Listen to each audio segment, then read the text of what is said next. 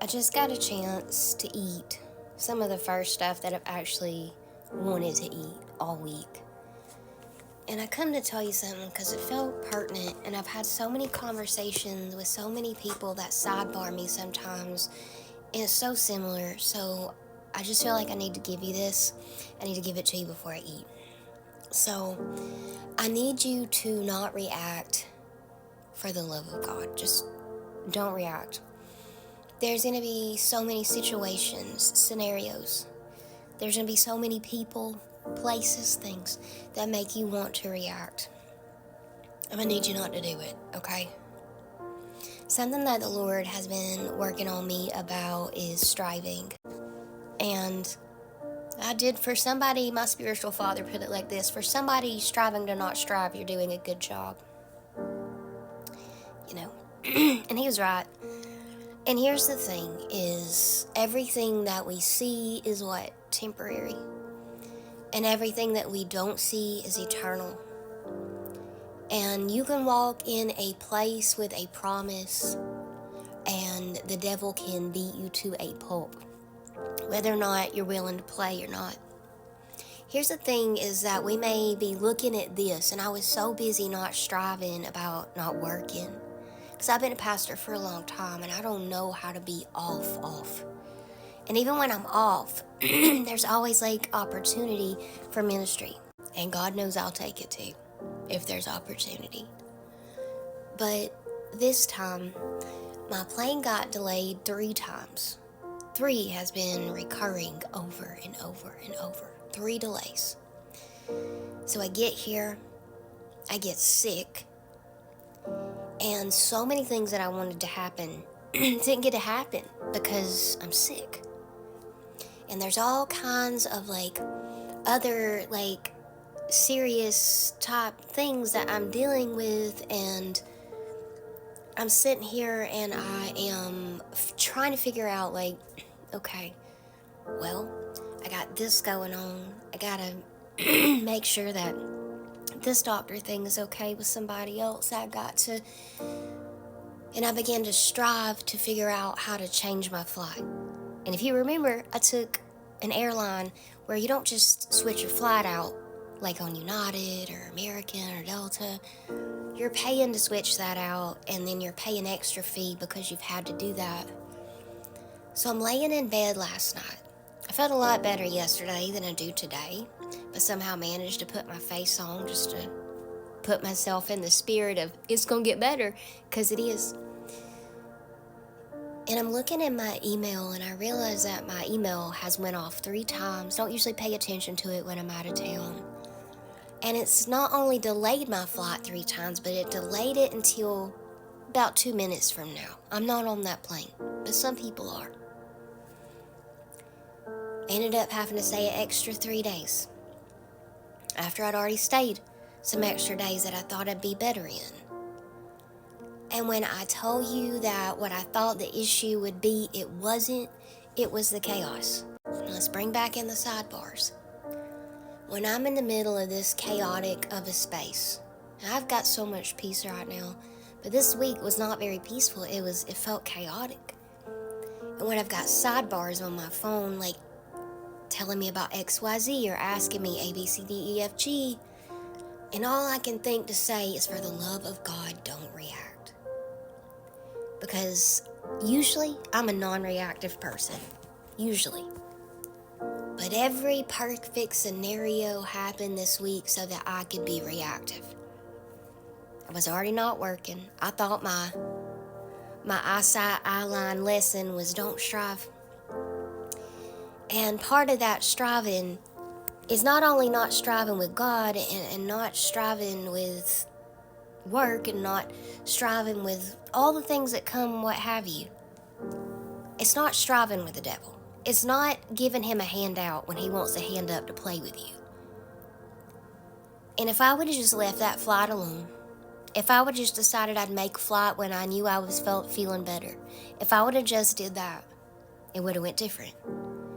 If I hadn't have reacted, I wouldn't have had any of these reactions at home. None of them. Not a single one of them. I am so 10 toes down on everything in my life that I am very woo-saw. If you know me, I don't vent. I don't get mad about stuff. I don't try to figure out how to get my flight fixed, and I don't do that. I'll just figure that, look, all right, God's gonna figure it out. I might not know what to do right now, but I'm gonna figure out what God wants me to do right now, and that's what I'm gonna do. And this week, that's not what I did.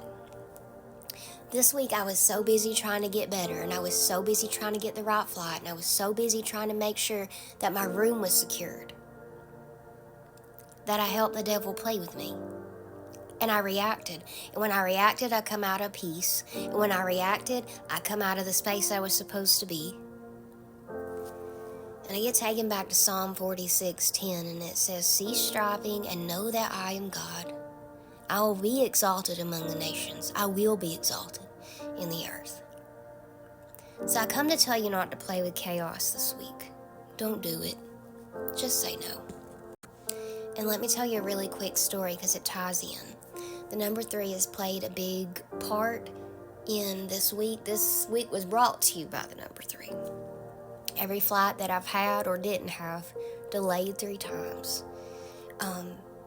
3-day extra stays. This floor is blocked off for 3 days. And last night a man knocks on my door, a little old man, and he knocks and it says something so familiar. And he says, you're still here? Yeah, I'm still here. I was like, but I'm sick. Do you need something? And he's a handyman. He was like, no. He's like, nobody's supposed to be on this floor for 3 days. They rented it out to you, didn't they? I said, yeah. He's like, that's okay. I was like, well, do you need? He was like, no, we're just going to paint all the doors. We just needed to open them so we could paint them. And I hear doors. I'm like, you need to open my door and paint it? He's like, no. I'm like, well, I think I'm contagious. He's like, yeah, I don't want that. So tonight I had an open floor of 150 to 200 rooms on this floor, and I walked and I prayed around this whole place. It's hard to walk and pray around a place that's so busy and you can feel off at everybody, but when they shut a floor down, baby, you got space to pray. Who knows where this cut off, but I was telling you a beautiful story about how all week they had shut down this floor for 3 days, found out last night. So on the 3rd day, all the other people are going to come back, but I get to sit here while they paint all these doors. And the door is still open. I got this floor to myself. I got to walk around and pray around it. And you can't go do that downstairs where everybody is. You can, but it's hard because you can feel off everybody. But this was a closed out floor. God closed the floor down for me. Do you understand? God was doing so many things. While I was reacting, God was moving. While I was reacting, God was being God. While I was trying to figure out my life and his life and your life and her life and so-and-so's life and my kid's life and the lady downstairs' life, God was figuring out my life. And God had his hand on me. And just like me, God's going to have his hand on you. They knocked on my door every day this week. That's not a restful hotel. But what I do know is this, is that they're coming to the door. Every demon in hell will be dispatched to keep you from a door. Don't you ever forget that.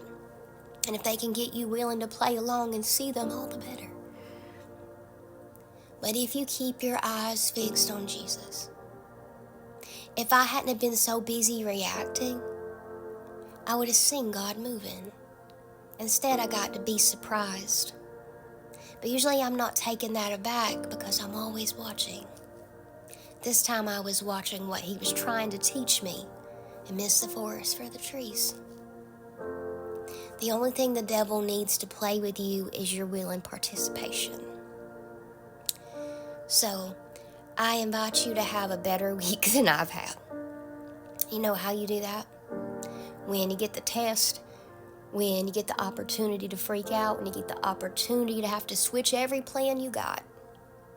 Que sera, sera, babe. Because he's the God of all of it. And there's no striving.